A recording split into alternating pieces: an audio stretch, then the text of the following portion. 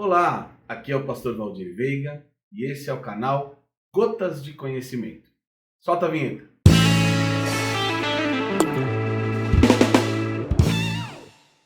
Mais uma vez, seja muito bem-vindo ao meu canal Gotas de Conhecimento. Já quero pedir, se inscreva no canal, ative o sininho de notificações e o principal, compartilhe. Quanto mais pessoas forem alcançadas, mais conteúdo eu vou produzir, mais pessoas serão abençoadas com o conhecimento da palavra de Deus. Nós estamos na série de mensagens Conhecendo a Bíblia e esse é o episódio 4. Hoje nós vamos falar sobre o cânon das Sagradas Escrituras. O que é cânon? É importante destacar o seguinte: toda a base do cristianismo ela está fundamentada na autoridade das Escrituras. E o que nós consideramos Escritura? A palavra de Deus, aquele texto que é canônico. E eu vou explicar o que significa cânon. Se nós não podemos identificar o que é Escritura, então nós não podemos distinguir corretamente o que é verdade e o que é erro teológico. Por isso que é importante nós entendermos, identificarmos o que é Escritura para poder distinguir o erro teológico da verdade. A palavra cânon é de origem grega e significa régua. Régua de medir. Era utilizada antigamente para determinar padrão às coisas. Já no caso da Bíblia, é usado para determinar se certo livro satisfatoriamente está de acordo com um padrão determinado. Se os escritos estão de acordo com um padrão determinado por essa régua, que define aquilo que faz sentido no contexto histórico, que faz sentido no contexto geográfico, se não há contradições de datas, se não há contradições geográficas. É um estudo aprofundado para determinar se aquela escritura se encaixa no padrão determinado por Deus. A grande maioria dos estudiosos afirmam que o cânon do Antigo Testamento foi compilado por Esdras. Já o cânon do Novo Testamento foi compilado nos concílios dos primeiros séculos da era cristã, provavelmente ali a partir do ano 300 depois de Cristo. E por que eu estou dizendo isso? No episódio 3, eu comentei sobre as versões da Bíblia. E na versão Septuaginta, que é a tradução do original, do Antigo Testamento original hebraico para o grego, foram adicionados 7 livros que nós chamamos de livros apócrifos. Esses livros apócrifos foram introduzidos na versão Septuaginta, que por sua vez foi usada como base para a versão Vulgata, que é a versão da Igreja Católica, que é a tradução da Septuaginta do grego para o latim. Já falamos isso também no episódio 3. E o que são os livros apócrifos? A palavra apócrifo é um adjetivo qualitativo, tá? Que vem do grego, que é apócrifos, que significa oculto, aquele que não foi explorado ou aquele que não é inspirado. E isso era utilizado como regra, como padrão, como cânon. Por isso que cânon é régua de medir, para determinar padrão.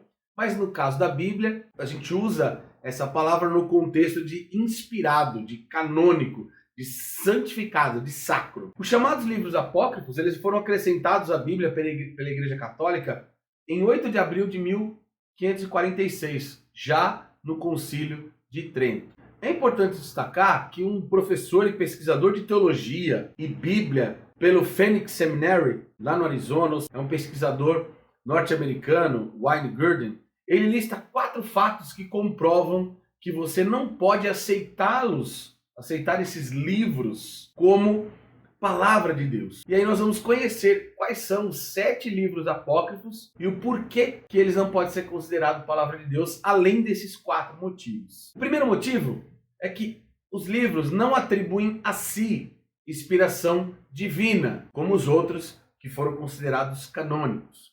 O segundo motivo, não foram considerados palavra de Deus pelo povo judeu. Aí eu estou falando do Antigo Testamento. Terceiro, não foram considerados como escritura por Jesus e nem pelos escritores do Novo Testamento.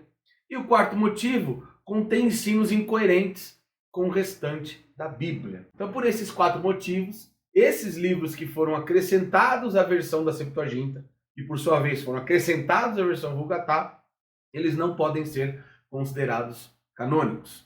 Agora nós vamos conhecer quais são os 7 livros e os erros que contém cada um deles que determinaram que ele estava fora do padrão, ou seja, fora do Cânon. E o primeiro livro que eu quero compartilhar com vocês é o livro de Tobias. Nesse livro contém erros históricos, cronológicos e geográficos, ou seja, não está dentro do padrão, do Cânon. O segundo livro é Sabedoria de Salomão. Ensina que a criação do mundo partiu de matéria pré-existente. Isso está lá no capítulo 11, versículo 17. Mas quando nós vamos lá para Gênesis 1:1, o texto em hebraico diz Bereshit bara Elohim. No princípio criou Deus. Esse criou, esse bará, é criar do nada, não de uma matéria pré-existente. O terceiro livro que eu queria falar é o livro de Eclesiástico.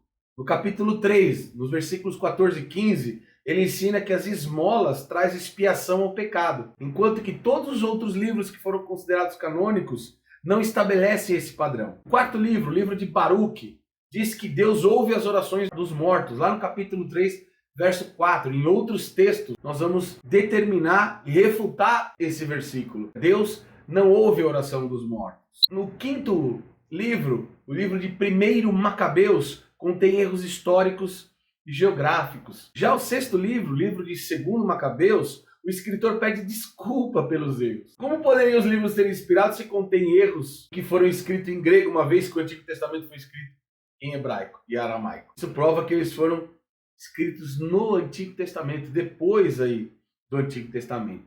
E o sétimo e último livro apócrifo é o livro de Judite, que foi escrito em grego e situa uma história na Babilônia, lá pelo ano 626 e 668 a.C. Aí eu faço uma análise. Como poderia ser verdade se nesse momento não há notícia da propagação dos gregos? Os impérios que governaram o mundo foram o Império Babilônico, isso antes de Cristo, até chegar aos tempos de Cristo, no Império Romano. Foi o Império Babilônico, depois do Império Babilônico veio o Império Medo-Persa, e só depois veio o Império Grego. Então isso é um erro muito importante que determina que esse livro também está fora do padrão. Por isso que há essa diferença entre as versões. A Bíblia protestante contém 66 livros, porque no Antigo Testamento não foram considerados canônicos os 7 livros que nós chamamos de apócrifos. Essa é mais uma curiosidade da palavra de Deus, é mais um pouquinho dessa gota que nós compartilhamos com vocês. Peço que se inscreva no meu canal, ative o sino de notificações e compartilhe, porque quanto mais pessoas forem alcançadas, mais a palavra de Deus vai ser disseminada e mais conteúdos eu vou produzir aqui para vocês. Deus abençoe, fiquem na paz.